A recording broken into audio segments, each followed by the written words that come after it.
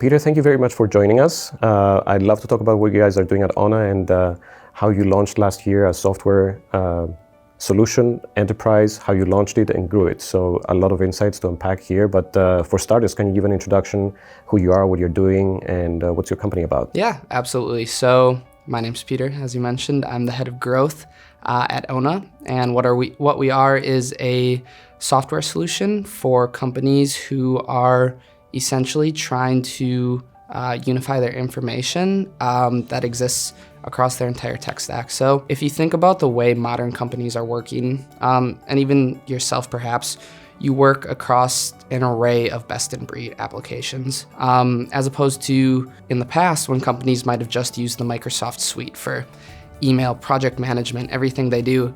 Now companies are using whatever comes out that year and whatever is the shiny object. Think about Slack, Gmail, Jira, Confluence, Dropbox, Box. The emerging applications are endless.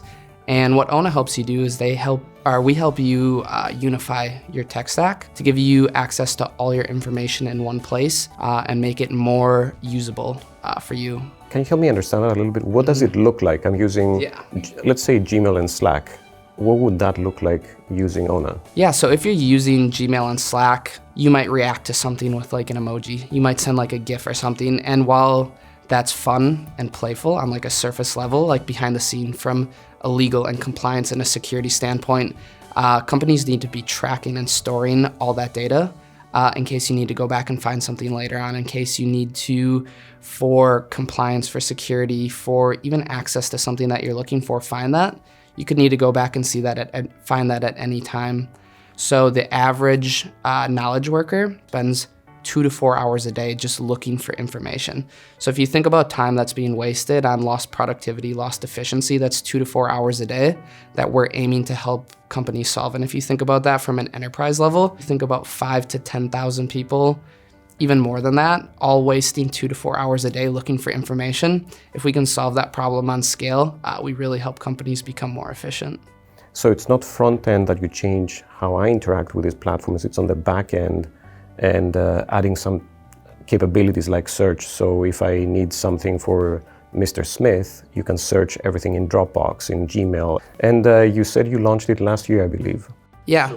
Can you tell me, how do you launch a product like that? Because it's high technology, perhaps selling to people who don't understand technology. So how do you overcome that hurdle? Yeah, when we entered the market, and I think when any software company enters the market, you have to be a true partner with your early adopters. You're not just selling them your technology and wiping your hands clean. You're shaking your hand, you're looking them in the eyes, and you're saying, we're gonna partner on this together. We're gonna help you solve the problem that you have, and hopefully you can help us build our technology and build our company in a better way. But what our mission is and what's critical for us is to like help you succeed, help you be successful, and help you solve these problems. So early on, we did that with a lot of our early adopters, Facebook being one of them, that just worked really closely with us, helped shape our roadmap, helped shape our technology, helped give us product feedback, and they continue to be a great partner for us as we continue to expand Onna. How do you get referrals? Do you go to a client and you ask them, can you represent me at a meetup, or how does that work? And it depends on your business, depending on how large your contracts are that you're selling. We sell right now typically into the enterprise space. So we have a great customer success team that works really closely with those clients and has a great partnership with them, that we're delivering them value every single day. We're responding to their requests, we're meeting with them, we're showing them our new updates, our new features. And then at that point, when we finally come to them with an ask for them to speak at a conference or for them to attend a trade show on our behalf, it becomes a lot more realistic when we've given them so much stuff for years, delivered them so much value that when we just ask for a little favor, it becomes a much more realistic ask than opposed to just sending them a cold email and saying, hey, could you refer 10 people and we'll give you a sweatshirt? Like that is very ingenuine. Like at Onna, we build relationships, we build partnerships with people. We have no intention of ever asking them for anything, only delivering them value. But when we do make those small scale asks, it just makes it a lot easier for us. Can you give me an example of an ask like that, just to make it more tangible? Is it somebody who accompanies you to the show and is at your booth, or is it somebody who speaks, and how do they weave into the Onna solution to the conversation? It could be something like, hey, we're going to this trade show in X amount of months. We're trying to pull together this panel that we're hosting at the trade show where there'll be hundreds of people attending. It'll be great to showcase your subject matter expertise, your knowledge in the space, and your brand and your company and what they represent. We're trying to pull together a panel of a few people. We'd love for you to be a part of it and purely share your knowledge on the space and what you think about X topic. No pressure to talk about Onna at all or what we do or who we are. We would just love for you to share what you know and work with us on this project. Let's talk about growth. How have you been? What has worked best for you to drive growth? And I think we talked about the referrals, but is there anything else in there? I think we talked about word of mouth, but another growth channel for us has been working really closely with our partners.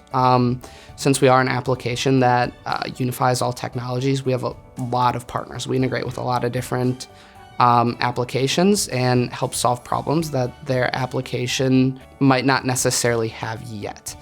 And so we partner with those companies to help fill product gaps, help them close deals with more enterprise clients that need more security and compliance features that they might just be lacking. And so if you plug any of those applications into Onna, we just give another level of information access that some applications just aren't able to apply on their own. So working with those partners, working with their sales reps and letting them know like what gaps they have in their sales cycle and where we solve it has been really fruitful for us. And how do you partner with them? Do you also do something like a webinar, or is it an email blast, or how do they inform and how do you get that communication out there? Yeah, I think that those are like traditional partnership things that you have to do is like press release, webinar, swapping blog posts, partnering at certain events, attending their own proprietary events that they hold. But I think more than anything else, it's just aligning with them and their sales team on like when the right time and place is in the sales cycle to bring you up. I think that's the most important thing. If you think about some of these bigger companies that we might partner with, they might have 500 sales reps. And to the ones that are selling to the enterprise client, there's one conversation that they have, right, where there's like a little bit of a gap. Their product might not be able to solve it, but Onna can. How do we make sure that that sales rep knows exactly when to talk about Onna at the exact right time to let that customer know that they're able to do exactly what they want to do, and to let that rep know that we can fill that product gap for them and help them make that sale. So that's a lot harder to do, right? That's a lot harder to do at scale. If you think about sales teams and big sales teams, they need to be trained on their own product. They're coming in and out every day, going to different sales jobs.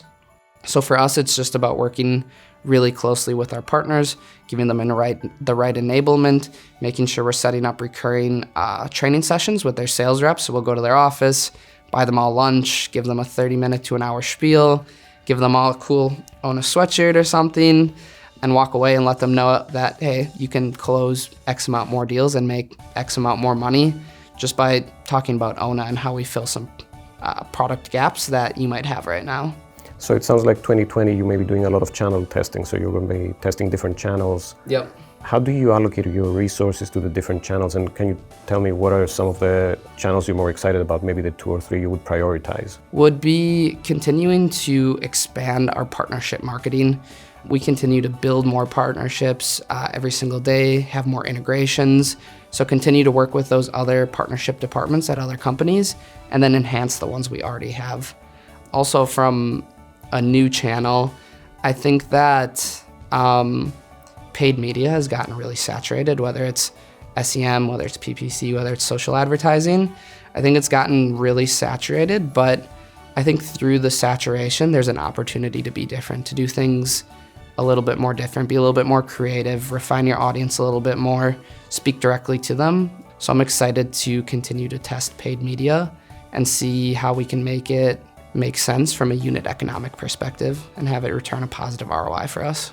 I'm wondering if you can share something that you wish you knew earlier in your career. You've been a growth marketer for some years now. Yeah. What do you think you wish you knew earlier on? I've talked about this a little bit before, but I think that in a lot of spaces for a lot of professions, like imposter syndrome is a real thing. So whether it's someone getting their first manager job or their first leadership job where they sort of had to have a seat at the table, so to speak, It's really easy to like sit at the table and look around and say, I don't know if I deserve to be here, but I think it's really important for people to know like they made it to a certain place for a reason, and they have knowledge and experience, and they've built things that people care about, and they're there for a reason. And I think that once people accept that, and once people like understand like, you know, they are in a certain position for a reason, everything becomes easier. Leadership becomes easier. Leading a team becomes easier. Recruiting people becomes easier because you're able to speak with confidence.